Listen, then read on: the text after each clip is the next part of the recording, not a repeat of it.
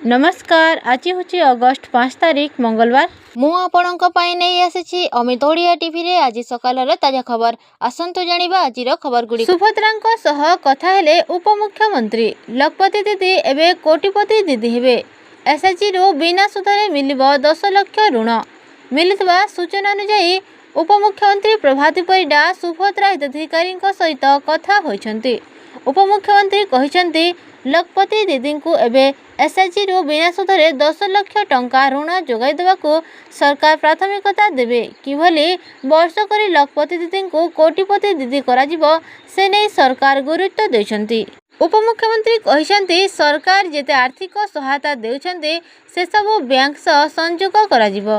परवर्ती खबर हैला 3 वर्षिया इंटीग्रेटेड बीएड नामलेखा प्रक्रिया आरंभ। गतकाली 17 तारीख जाए चलिबो ऑनलाइन आवेदन। मिलिथिबा सूचना अनुसार 3 वर्ष इंटीग्रेटेड बीएड और एमएड नामलेखा पई उच्च शिक्षा विभाग पक्षरु विज्ञप्ति प्रकाश पाइछि। गत सोमवार ऑनलाइन रे आवेदन आरंभ होइछि। 17 तारीख जाए आवेदन सुजोग मिलिबो। आवेदन समय रे कौनसी त्रुटि थिले 8 तारीख रे संशोधन सुजोग दियाजिबो। परवर्ती खबर हैला पीड़िता को बंचाइबार प्रयास करथिबा छात्रों को गिरफ्त कला मामला। मुह खोलिला एबीवीपी। सूचना अनुसार बालेश्वर एफएम स्वयंशासित कॉलेज छात्री पोड़ी होई निज जीवन नेबा घटना रे तांको बंचाइबार प्रयास करथिबा छात्रों को पुलिस गिरफ्त करबा नै अखिल भारतीय विद्यार्थी परिषद मुह खोलिछि। घटना रे एबीवीपी पक्षरु कॉलेज एवं पुलिस विफलता रहिथिबा दर्शाଯାଇଛି। पीड़िता को रक्षा करथिबा सहपाठी माननकु दायी करबा एक राजनैतिक षड्यंत्र बोली एबीवीपी पक्षरु कहाଯାଇଛି।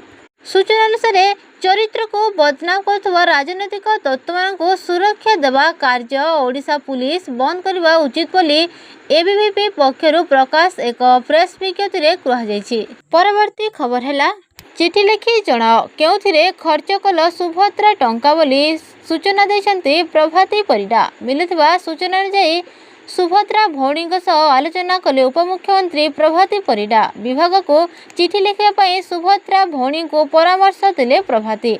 सुभद्रा टंका कौन करिसन्ति चिठी लिखि जणांतु। सफल बिजनेस मॉडल को वेबसाइट रे स्थानित करिबो। राखी पूर्णिमा अर्थात अगस्ट 9 तारीख रे सुभद्रा उपभोक्ता अकाउंट को टंका पठाजिबो।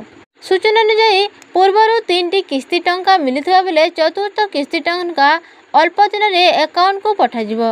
परवर्ती खबर हैला घरोई प्रतिष्ठान पई बदलिला नियम महिला करि परिबे नाइट शिफ्ट।